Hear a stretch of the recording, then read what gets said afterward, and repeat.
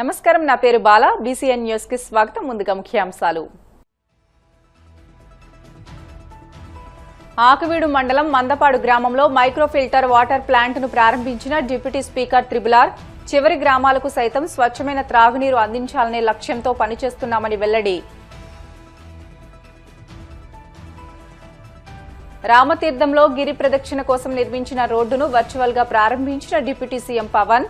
ఆలయాల అభివృద్ధికి, హిందూ ధర్మ పరిరక్షణకు కూటమి ప్రభుత్వం కట్టుబడి ఉందని వెల్లడి. ఇంటెలిజెన్స్ నివేదికల కంటే ఇంటి చాడీలకే చంద్రబాబు నేతృత్వంలోని కూటమి ప్రభుత్వం విలువిస్తోంది. మండిపడ్డ వైసీపీ ఎమ్మెల్యే తాటిపర్తి చంద్రశేఖర్. విద్యార్థులకు అందించే ఉచిత స్టడీ మెటీరియల్ ను సద్వినియోగం చేసుకుని పోటీ పరీక్షల్లో రాణించాలి. అంధ పాఠశాల వ్యవస్థాపకులు డాక్టర్ యువి రమణరాజు సూచనలు. చివరి గ్రామాలకు సైతం స్వచ్ఛమైన త్రాగునీరు అందించాలనే లక్ష్యంతో పనిచేస్తున్నామని, దీనికి అందరూ సహకరించాలని డిప్యూటీ స్పీకర్ ఉండి ఎమ్మెల్యే రఘురామకృష్ణరాజు అన్నారు.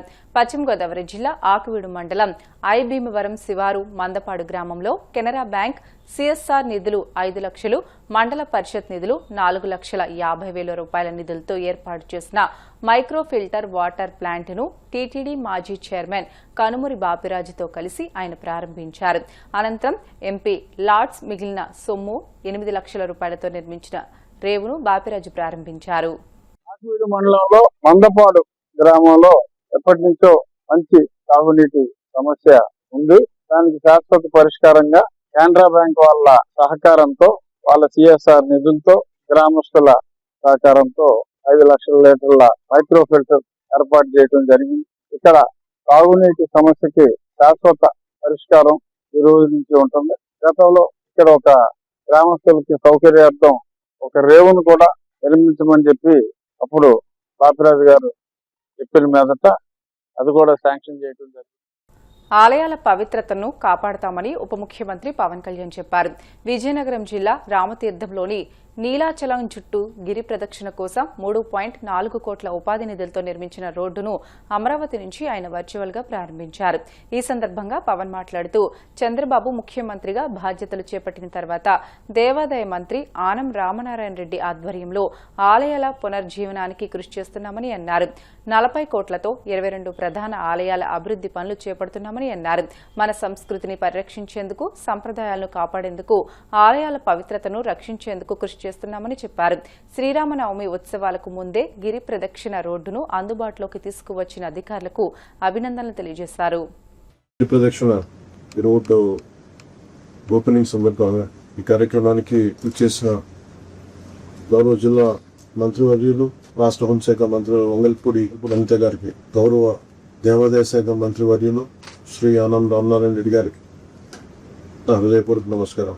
మంత్రివర్యులు కొండపల్లి శ్రీనివాస్ గారికి, పార్లమెంట్ సభ్యులు కలిసెట్టి అప్పలనాయుడు గారికి, గౌరవ శాసనసభ్యులు రజుమర్ల శ్రీమతి లోకం మాధవి గారికి, బీజేపీ విజయనగరం జిల్లా అధ్యక్షులు పాక్కలపాటి రాజేష్ వర్మ గారికి, ఎమ్మెల్యే విజయనగరం శ్రీమతి కోసుపాటి విజయలక్ష్మి గజపతి రాజు గారికి నా హృదయపూర్వక నమస్కారం. గత ప్రభుత్వం రామతీర్థం అనగానే రాముడి తల సిరిచ్ఛేదం జరిగింది మనకు గుర్తుండిపోయింది. ఈ రోజు కొన్ని దశాబ్దాలు అడుగుతూ ఉన్నారు. ఈ రోడ్డు 3.70 కిలోమీటర్ల రోడ్డు రాను రప్పలతోటి, ముళ్ళ పప్పులతో నిండిపోయిన రోడ్డు చాలా కష్టంగా ఉండేది. ఆ గిరి ప్రదక్షిణకి వచ్చే భక్తులు కష్టమైనా సరే ఆ మార్గంలో నడిచేవాళ్ళు. ఈ విషయాన్ని స్థానిక శాసనసభ్యురాలు శ్రీమతి లోకం మాధవి గారితో పాటు కొంతమంది భక్తులు దృష్టికి తీసుకొస్తే అది మన గౌరవ సీఎం చంద్రబాబు నాయుడు గారు కూటమి ప్రభుత్వం అధికారం చేపట్టిన తర్వాత ఆలయాల పవిత్రని సంరక్షించే చర్యల్లో భాగంగా రామనారాయణ రెడ్డి గారి ఆధ్వర్యంలో చాలా గుళ్ళకి మనం తిరిగి పునర్జీవం ఇవ్వటం జరిగింది.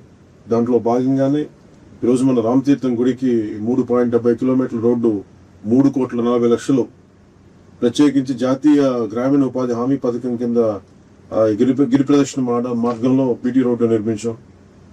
అధికారుల సహకారం, శ్రీరామనవమికి 2 రోజుల ముందే ఈ రోడ్డుని అందుబాటులోకి తీసుకురావడం అధికారులకు మనస్ఫూర్తిగా నా ధన్యవాదాలు తెలియజేస్తాను. అలాగే ఏ సమస్య ఉన్నా కానీ ప్రత్యేకించి ఈ ఎండోమెంట్ సంబంధించిన ఏ సమస్య ఉన్నా సార్ చాలా పెద్ద మనసుతో రామనారాయణ రెడ్డి గారు సహకారం అందించడం మనస్ఫూర్తిగా వారికి నా ధన్యవాదాలు తెలియజేస్తా ఉన్నాం.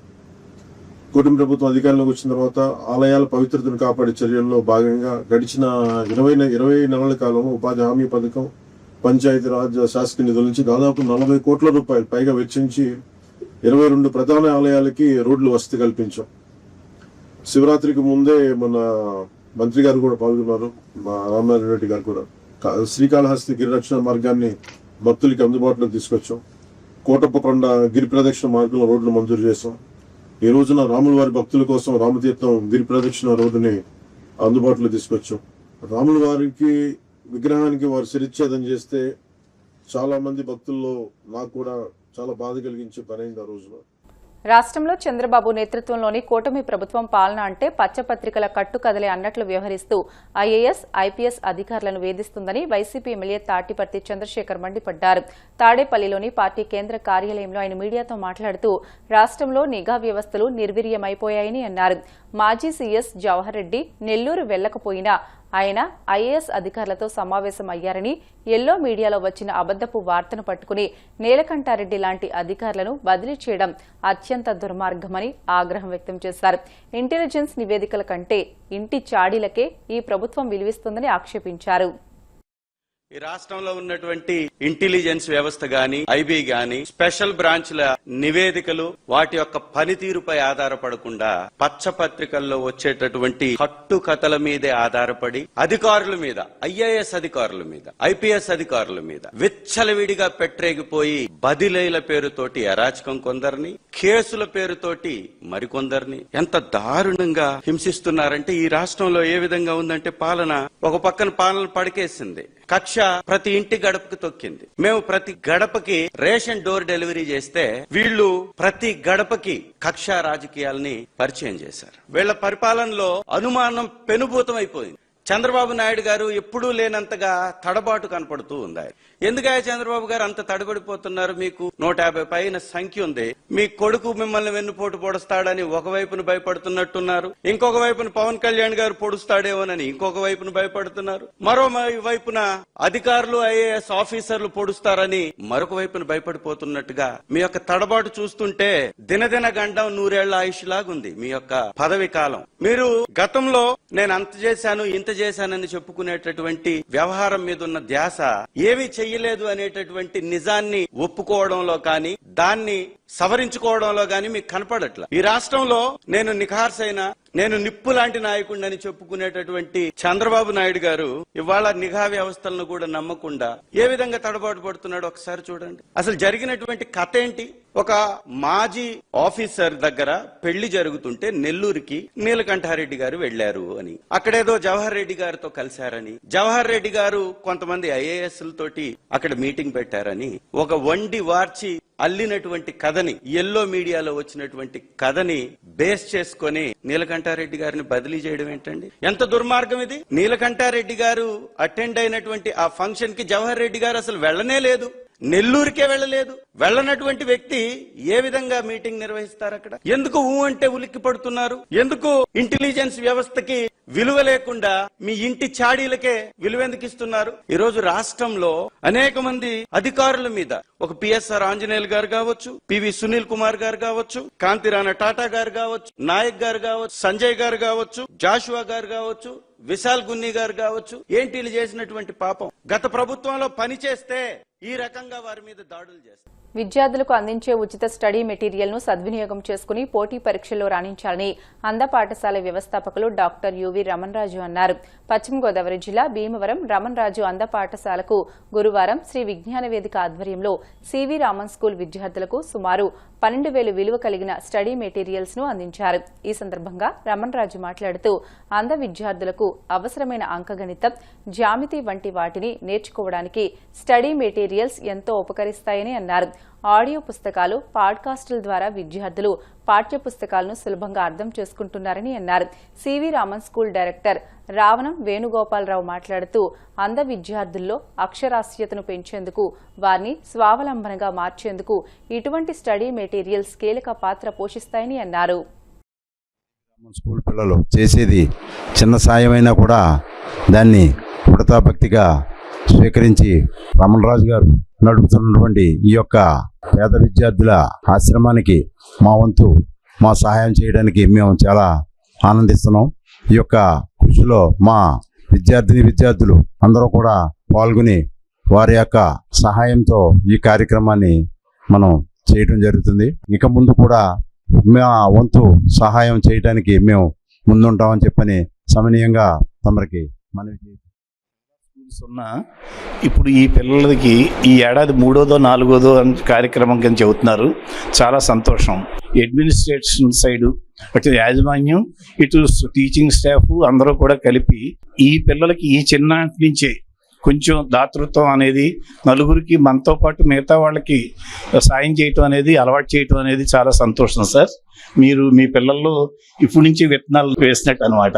వాళ్ళకి ఫ్యూచర్లో ఇది ఒక స్ఫూర్తి కింద ఉండి స్థిరపడిన తర్వాత మీరు ఎలా చేస్తున్నారో అక్కడ అమలాపురంలో స్కూల్కి బ్లైండ్ స్కూల్కి వాళ్ళు కూడా వాళ్ళు ఎక్కడ సెటిల్ అయితే అక్కడ చక్కగా మిగతా వాళ్ళకి ఎక్కడైతే నీడ్ ఉందో వాళ్ళకి సర్వ్ చేయడానికి వాళ్ళని తయారు చేస్తున్నారు అనమాట. అందుకని ఆ విధంగా మిమ్మల్ని అభినందిస్తున్నాను. పెదవుల కన్నా సహాయం చేసే చేతులు మిన్న అని ఒక నానుడు ఉంది. అలాంటి గొప్ప వ్యక్తులలో సమాజానికి సేవ చేయాలని చాలా మంది అనుకుంటారు, కానీ ముందుకు వచ్చేవాడు మాత్రం చాలా తక్కువ. అలాంటి వాళ్ళలో ఒక మహా గొప్ప యోధుడిని ఈ రోజు మనం చూస్తున్నాము. పిల్లలకి సేవ చేయాలి అని చెప్పి ముందుకు వచ్చిన ఒక మహనీయుడు ఆయన డాక్టర్ రమణరాజు గారు. ఆయన ఏ విధంగా పొగిడినా చాలా తక్కువే. మా పిల్లలందరూ కూడా మీరు కూడా పెద్ద అయిన తర్వాత ఇలాంటి సేవా కార్యక్రమాల్లో పాల్గొని ఇలాంటి మంచి పనులు అనేకం చేసి మన దేశానికి మంచి పేరు తీసుకురావాలి. అదే విధంగా మన స్కూల్ కూడా మీరు మంచి పేరు తీసుకురావాలని చెప్పి స్కూల్ అమలాపురంలో 87,000 రూపాయలు కలెక్ట్ చేసి, అదేవిధంగా డైరెక్టర్ గారు కూడా కొంత అమౌంట్ వేసి దాదాపు ₹1,00,000 దాకా ఆ బ్లైండ్ స్కూల్కి రావులపాలెం వాళ్ళకి ఇవ్వడం జరిగింది. నేను దగ్గర నుండి చూశాను. ఇలాంటి మంచి పనులు చేసినటువంటి సరశివరామన్ స్కూల్ యాజమాన్యానికి మనస్ఫూర్తిగా కృతజ్ఞతలు తెలియజేస్తూ ఇంకా ముందు మంచి కార్యక్రమాలు చేయాలి.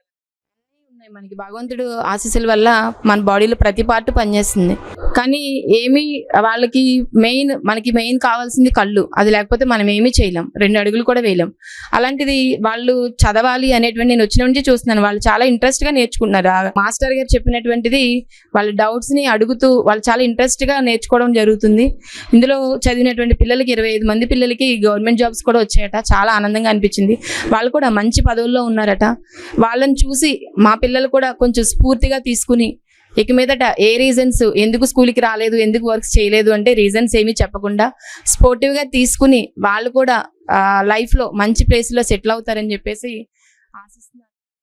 అసలు అన్ని బాడీ పార్ట్స్ వర్క్ చేస్తున్నా కూడా లేజినెస్ ఇవన్నీ ఉండడం వల్ల ఉన్న టైంని కూడా సరిగ్గా వినియోగించుకోలేకపోతున్నాము. వీళ్ళని చూసి ఉన్న టైంని కూడా వాళ్ళు చాలా గొప్పగా సద్వినియోగం చేసుకుంటున్నారు. వాళ్ళని చూసి మాకు ఇలాంటి అవకాశాన్ని ఇచ్చినందుకు మళ్ళీ మా మేనేజ్మెంట్ కి ఇంకా మా ప్రిన్సిపల్ మేడం కి కూడా థ్యాంక్స్.